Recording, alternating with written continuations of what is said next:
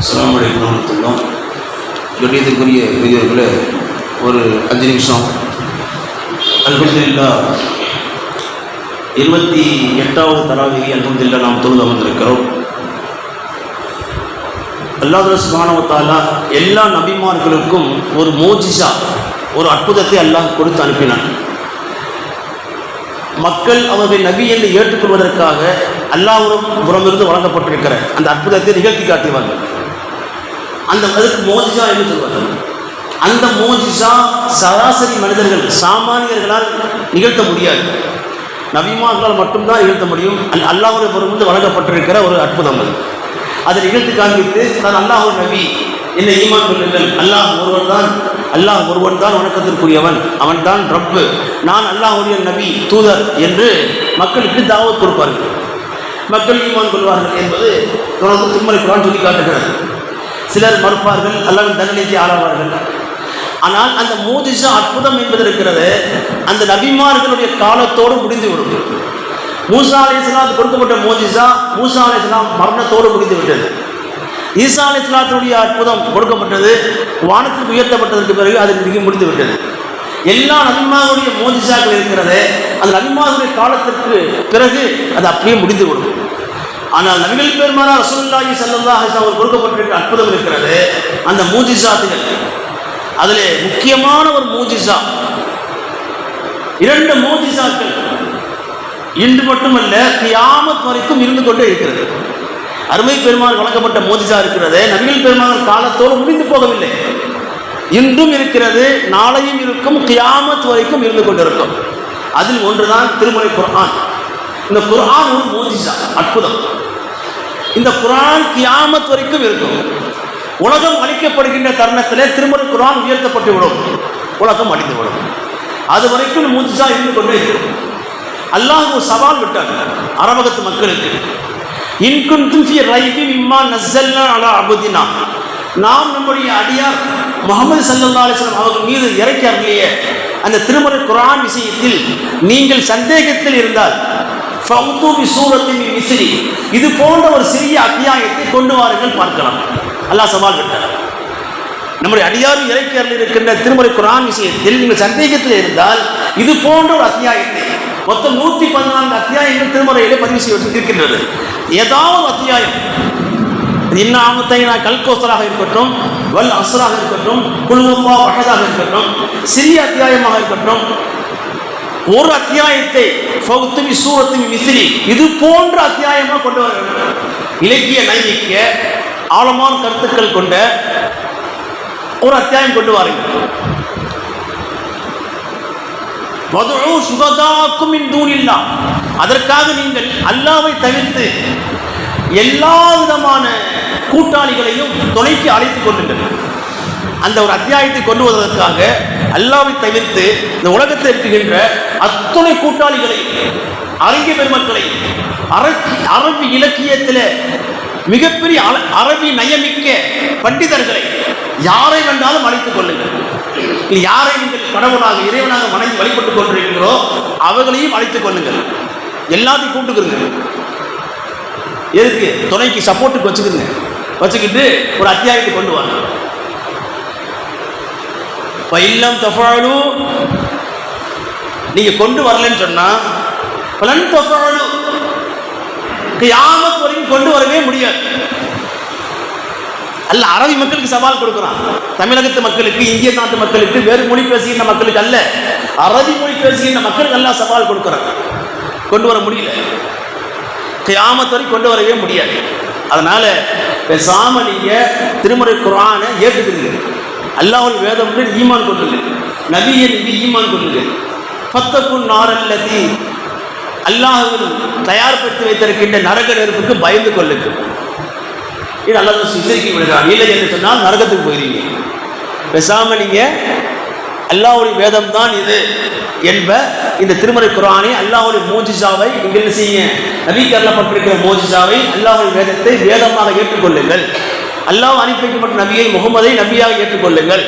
நான் ரப்பு என்பதை ஈமான் கொள்ளுங்கள். அல்லாஹ் சுப்ஹானஹு வ தஆலா சொல்லுகிறான். இல்லை என்று சொன்னால் நரக நெருப்புக்கு பயந்து கொள்ளுங்கள். கண்ணியத்துக்குரியவர்களாக இந்த மோஜிசா திருமறை குர்ஆன். இன்னொரு மோஜிசா ஒன்று இருக்குது. அது என்னன்னு சொன்னா, அபூ சயீத் குத்ரி ரலியல்லாஹு அன்ஹு அவர்கள் நபிகள் பெருமானார்ட்ட கேட்டாங்க, யா ரசூலல்லாஹ் ஸல்லல்லாஹு அலைஹி வஸல்லம், ஒவ்வொரு வருஷமும் ஹஜ்ஜுடைய சமயத்தில் எல்லா ஹாஜிமார்களும் 3 ஷைத்தான்களும் கல் எறிகிறாங்க. நடு செய்தான், குட்டி செய்தான், நடு செய்தான், பெரிய செய்தான். 3 ஷைத்தான்களுக்கு மினாவில் எழுசுறாங்க 7 கல் 3 நாள் தொடர்ந்து எழுசுறாங்க, எறிகிறாங்க. இப்போ ஹஜ்ஜுக்கு வருகின்ற ஹாஜிமார்கள் லட்சோப மக்கள் வருகிறார்கள். அத்தனை பேரும் 3 நாளும் கல் எறிகிறார்கள். அந்த கற்களை அள்ளி கொண்டு போய் வேறு பக்கத்தில் போடுறதும் இல்லை. ஆனால் அந்த கல்லெல்லாம் எங்கே? அந்த கல் எல்லாமே குவிஞ்சு மலை போன்று குவிந்து காணப்பட்டிருக்க வேண்டும். ஆனால் மலை போன்று குவிக்கப்பட்டும் இல்லை. அள்ளி கொண்டு போய் போடுவதும் இல்லை. அதுக்கு எந்த ஏற்பாடு செய்வதும் இல்லை. வருடாவருடம் கல்லுகள் இருந்து கொண்டிருக்கிறார்கள் மினாவிலே. அந்த கற்கள் எல்லாம் எவ்வளவு கல்லு சேர்ந்திருக்க வேண்டும், குவிந்திருக்க வேண்டும். அப்படி இருப்பதாகவே தெரியவில்லையே.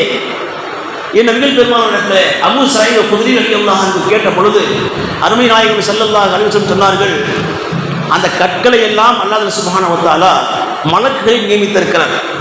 அந்த மலக்கு என்ன செய்கிறார்கள், யாருடைய ஹஜ்ஜு ஏற்றுக்கொள்ளப்பட்டு விட்டதோ அவர்கள் எரிந்த கல்லை அந்த மலக்கு உயர்த்தி விடுகிறார்கள் வானத்திற்கு. அந்த மலக்கு அப்படியே வானத்துக்கு உயர்த்திடுறாங்க அந்த கல்லை. யாருடைய ஹஜ்ஜு ஏற்றுக்கொள்ளப்படலையோ அவங்களுடைய கல்லு மட்டும் கீழே கிடக்கும், கொஞ்சம் செதறி கிடக்கும். ஹஜ்ஜு ஏற்றுக்கொள்ள எல்லா கல்லும் மேலே உயர்த்தப்பட்டோம் என்று நபிகள் பெருமானார் ஸல்லல்லாஹு அலைஹி வஸல்லம் காண்பித்திருக்கிறார்கள். இன்று வரைக்குமே அதுக்கு எந்த ஏற்பாடும் பண்ணுறதில்லை. அந்த கல் எறிகிறாங்க, அப்படியே விட்டுருவாங்க, அவ்வளோதான். ஆனால் கல் எங்கே போகுது? இதுதான். இது மூஜிசா, அல்லாஹ்வுடைய அற்புதம். கண்கூடாக இன்னைக்கு பார்த்து கொண்டிருக்கிறாங்க. 7 கல் ஒவ்வொரு நாளும் 3 சைத்தான் எறிகிறாங்க. 3 நாள் தொடர்ந்து லட்சக்கணக்கான மக்கள் போய் எறிகிறாங்க. அவன் கல்லை கிடக்கணுமா இல்லையா? கல் இல்லையே. இப்போ ஹஜ்ஜு ஏற்றுக்கொள்ளப்படுகின்ற மக்கள் கல்லெல்லாம் உயர்த்தப்படுகிறது என்று நபிகள் பெருமானார் விசித்தார்கள் சொல்லியிருக்கிறார்கள். அது கண்ணியத்துக்குரிய அப்படிப்பட்ட அற்புதமான ஒரு வேதம் தான் இந்த திருமறை குர்ஆன். இந்த குர்ஆனை ஈமான் கொண்டவர்கள் ஈமான் கொண்டார்கள், சிலர் ஈமான் கொள்ளலை. அபூஜஹல் ஈமான் கொள்ளலைன்னு சொன்னால், அபூஜஹலுக்கு ஈகோ, பிரஸ்டீஜ், அதுக்காக வேண்டியே ஈமான் நசீப் இல்லாமல் நரகத்துக்கு போயிட்டாங்க. இல்லை என்று சொன்னால் அபூஜஹலுடைய மனசாட்சி சொன்னது, உள் மனம் சொன்னது, இது உண்மையான வேதம், முகமதுக்கு அருளப்பட்டிருக்கிற வேதம் என்று அபூஜஹல் ஏற்றுக்கொண்டார். ஆனால் குடும்ப பாரம்பரியம், அதில் ஏற்பட்ட அந்த போட்டி மனப்பான்மை இருக்கிறது, அவனை ஈமான் கொள்ளாமல் தடுத்து விட்டது. 3 பேர், அபூஜஹல், அது மாதிரி அபூ சுஃபியான், அஹ்னஸ் பின் சுலைக், இந்த 3 பேரும் நண்பர்கள். ஒரு நாள் இரவு நேரத்தில் அபூஜஹல் எந்திரிச்சு யாருக்கும் தெரியாமல் ரகசியமாக நபி ஸல்லல்லாஹு அலைஹி வஸல்லம் ஓதிக்கொண்டிருக்கிற திருமறை குர்ஆனை மறைந்து நின்று காது கொடுத்து கேட்டார். அஹ்னஸ் பின் சுலைக்கும் கேட்டார், அபூ சுஃபியானும் கேட்டார். 3 பேரும் அந்த இரவுல யாருக்கும் தெரியாம, இவர் வர்றது அவருக்கு தெரியாது, அவர் வர்றது இவருக்கு தெரியாது, யாருக்கும் தெரியாம, யார்கிட்டையும் வெளிப்படுத்தாம ரகசியமா கேட்குறாங்க. அப்படியே காது கொடுத்து கேட்டவங்க விடிய விடிய கேட்டுக்கிட்டே இருக்கிறாங்க, மெய் மறந்து. பிறகு காலையில் இரவு நேரம், கடைசி இரவுல கேட்டு முடிச்சுட்டு விடியறதுக்கு முன்னால 3 பேரும் திரும்புறாங்க. ஆனால் வழியில பாதையில் ஒருத்தருக்கு ஒருத்தர் சந்திக்கிறாங்க. என்ன நீங்கள் இங்கே வந்துருக்கீங்க, இவர் கேட்க, என்ன நீங்கள் இந்நேரத்தில் இவர் கேட்க. அங்கே 3 பேரும் மாற்றி மாற்றி விசாரிக்கிறாங்க. அப்போ சொன்னாங்க, நான் குர்ஆன் முகமதுக்கு அருளப்பட்ட வேதம் திருமறை குர்ஆனை கேட்பதற்காக நான் வந்தேன், கேட்டேன் என்று இவர் சொல்கிறார். அதுக்கு தான் நானும் வந்தேன் இவர் சொல்கிறார். அதுக்கு தான் நானும் வந்தேன் இவர் சொல்லுகிறார். நம்ம பெரிய தப்பு பண்ணிட்டோம். நம்ம 3 பேர் வந்துடக்கூடாது, தெரியாமல் வந்துட்டோம். நம்ம வந்தது அரபு மக்களுக்கு தெரிஞ்சிச்சுன்னு சொன்னால், பொதுமக்களுக்கு தெரிஞ்சிச்சுன்னு சொன்னால் என்ன செய்வாங்க? நம்முடைய தலைவர்களே போய் கேட்டாங்க, இப்போ நம்மளும் போய் கேட்கலாம் என்று எல்லாரும் திரண்டு வந்துடுவாங்க. முகமது ஓதுகின்ற திருமறை குர்ஆனை காது கொடுத்து கேட்டுருவாங்க. எல்லாரும் கலிமா சொல்லி இஸ்லாத்துக்கு வந்துடுவாங்க. அப்படி விடக்கூடாது. அதனால் நம்ம வந்த விஷயத்தை அப்படியே போட்டு அமுக்குவோம், யாருக்கு வெளிப்படுத்த வேண்டாம். இனிமேல் யார் 3 பேரும் இந்த வேலையை பண்ணக்கூடாது என்று பேசி முடிச்சுட்டு தன் தெரியாம வீட்டுக்கு போயிட்டாங்க. மறுநாள் அஹ்னஸ் பின் சுலைக்கு தூக்கம் வரல. நேற்று கேட்ட அந்த திருமறை குர்ஆன் இன்னைக்கு கேட்கணும். அவர் மனசு அவரை தூண்டுது, அபூ சுஃபியானை தூண்டுது, போய் கேட்கணும். அபூஜகலையும் தூண்டுது. போய் கேட்கணும். கடைசியில் 3 பேரும் தெரியாம மறுபடியும் என்ன செய்றாங்க, கிளம்பி வர்றாங்க. நபி ஸல்லல்லாஹு காமத்தில் அவளை உட்கார்ந்து திருமறை குர்ஆனை ஓதிக்கொண்டிருக்கிற அந்த விஷயத்தை ரகசியமாக மறைந்து நின்று 3 பேரும் கேட்குறாங்க. கேட்டுக்கிட்டே இருக்கிறாங்க. அப்படி மெய் மறந்து போனார்கள், மெய் சிரித்து போனார்கள். பிறகு விடுவதற்கு முன்னால வேகமாக வீட்டுக்கு திரும்புகிறாங்க 3 பேரும். அதே மாதிரி 3 பேரும் வழியில் சந்திச்சிடறாங்க. இன்னைக்கு அதே மாதிரி வந்துட்டோம்ல, நேற்று தான் வரக்கூடாது முடிவு பண்ணோம், இன்னைக்கு அதே மாதிரி தான் இன்னைக்கு 3 பேரும் வந்துட்டோம். இது பெரிய தப்பாச்சே, இனிமேல் நீங்கள் வரக்கூடாது. சரி நீங்களும் வரக்கூடாது, சரி நானும் வரல ஏன்னு 3 பேர் பேசி வச்சுக்கிட்டாங்க. நாளையிலேருந்து வரக்கூடாது, இன்னைக்கு முடிச்சிருவோம். வீட்டுக்கு போயாச்சு. 3வது நாள் இதே மாதிரி 3 பேரும் தூங்குறாங்க. தூக்கம் வரல. குர்ஆன் வசீகர சக்தி மிக்கது, உள்ளத்தோடு தொடர்பு கொண்டது, அல்லாஹ்வுடைய கலாம் அப்படி சுண்டி இழுக்கிறோம். தூக்கம் வரல, கிளம்பிட்டாங்க 3 பேரும். அபூ சுஃபியான் ஒரு பக்கம் போறாரு, குர்ஆனை கேட்கிறது. அஹ்னஸ் பின் ஷுரைக் ஒரு பக்கம் போறாரு. அபூ ஜஹல் ஒரு பக்கம் புறப்பட்டு போயிட்டார். போய் தெரியாம 3 பேர் கேட்குறாங்க. கேட்டு முடிச்சுட்டு மறுநாளும் 3வது நாள் அதே மாதிரி திரும்பி வர்றாங்க. வழியில் 3 பேர் சந்திச்சுக்கிறாங்க. ஆக நம்ம 3 நாளுமே நம்ம போகக்கூடாதுன்னு நினச்சோம், ஆனால் போய்கிட்டே இருக்கிறோம். தப்பு. இது மிகப்பெரிய ஒரு வசீகரம் இருக்குது. அது உண்மையான வேதம் தான், ஆனால் நம்ம அதை மக்கள்கிட்ட வெளிப்படுத்தக்கூடாது. இல்லை எல்லாருமே பொதுமக்கள், அவாமுல் நாஸ், அந்த பொதுமக்களுக்கு தெரியாது.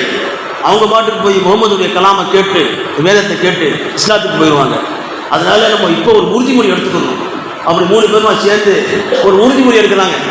இனிமேல் நாங்கள் 3 பேருமே போய் கேட்க மாட்டோம், அந்த குர்ஆனை கேட்க மாட்டோம், இதோட தௌபா பண்ணிடுவோம், போகக்கூடாது என்று 3 பேருமா சேர்ந்து உறுதிமொழி எடுக்கிறாங்க, கேட்கக்கூடாதுன்னு சொல்லி. கண்ணியத்துக்குரியவர்களே, அதுக்கப்புறம் வீட்டுக்கு போயிடுறாங்க. இந்த அஹ்னஸ் பின் ஷுரைக் இருக்கார்ல, அவர் காலையில் அபூ சுஃபியான் வீட்டுக்கு போனார். போய் அபூ சுஃபியான்கிட்ட, நீங்கள் 3 நாள் போய் குர்ஆன் கேட்டீங்கல்ல முகமது ஓதுனதை, உண்மையை சொல்லுங்க, அது உண்மையை அல்லாஹ்வுடைய வேதமா இல்லையா, அவர் கொண்டு வந்த மார்க்கம் சத்தியமா இல்லையா? அப்படின்னு சொன்னா அவர் உண்மைதான், அது இறை வேதம் தான்.